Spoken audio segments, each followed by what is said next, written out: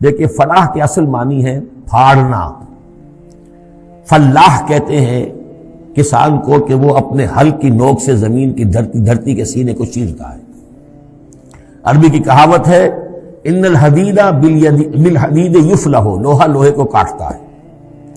فلاح کے معنی جیسے فلق ہے، فالق الاسباح، اللہ تعالیٰ صبح کو فلق فالق ہے، اللہ پھاڑتا ہے رات کی تاریکی کا پردہ اور صبح کو نمودار کرتا ہے.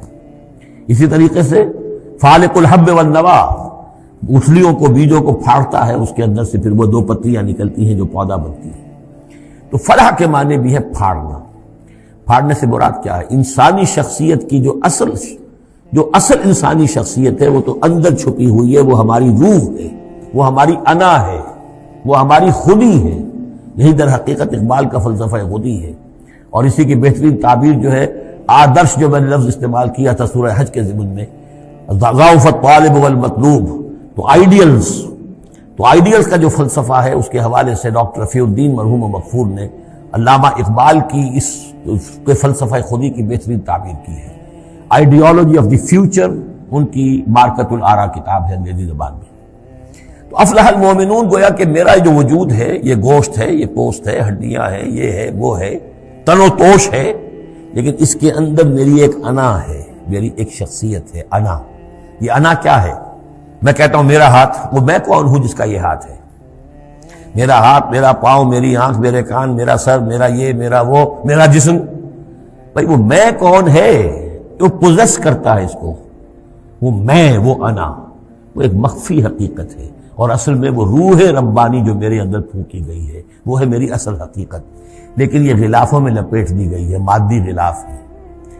ان مادی غلافوں کو پھاڑ کر اپنی روح کو برآمد کرنا، جیسے کہ گٹھلی پھٹتی ہے تو دو پتے نکلتے ہیں تو آم کا درخت شروع ہوتا ہے.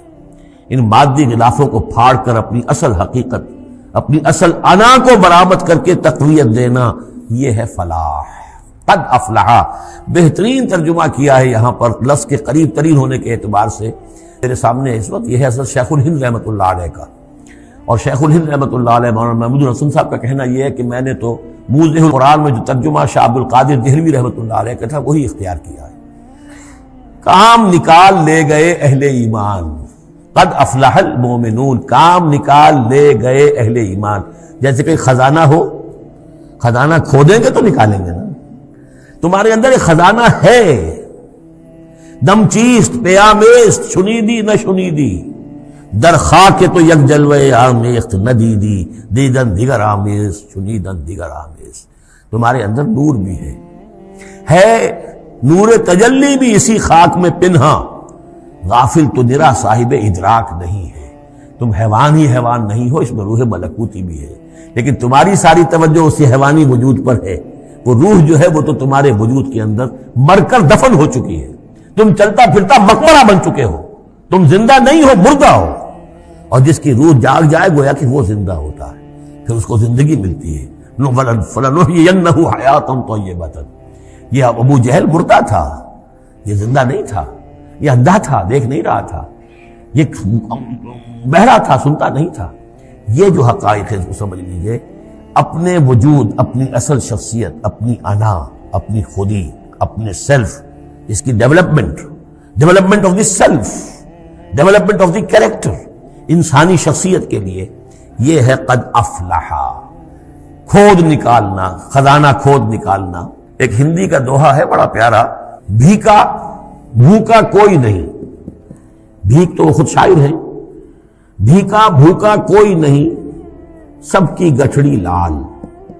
ہر ایک کی گٹھڑی کے اندر ایک لال بندھا ہوا ہے، وہ گٹھڑی جو ہے اس کے اندر ہے. بھوکا کوئی نہیں ہے، مال تو ہے اس کے پاس. گرہ کھول جانے نہیں اس بد بے کنگال، اس گٹھڑی کی گرہ نہیں کھولنی آتی. ستمست گر ہوست کشت کے بے سیر سرم و سمندرا، تجھے غنچہ کم نہ دمیدئی درے دل کشا بچمندرا. تم اپنی شخصیت کا جو چمن ہے تمہارے اپنے اندر جو اللہ تعالیٰ نے رکھا ہوا ہے، وفی انفسکم افلا تبصرون، تم اس سے غافل رہتے ہو. Man in his ignorance identifies himself with the material sheaths which encompass his real self. انسان اپنی جہالت میں اپنے مادی غلافوں ہی کو سمجھ بیٹھتا ہے یہ میں ہوں. یہ تو کچھ بھی نہیں ہے، مادی غلاف کی کوئی حیثیت نہیں ہے، تم کچھ اور ہو جو اس کے اندر ہو، لیکن بشرطے کہ تم اپنے آپ کو پہچان لو۔ من عرف نفسہ فقد عرف ربہ ولا تکونوا کالذین نسوا اللہ فانساہم انفسہم، ان لوگوں کے مانند نہ ہو جاؤ جنہوں نے اللہ کو بھلا دیا تو اللہ نے انہیں اپنے آپ سے غافل کر دیا۔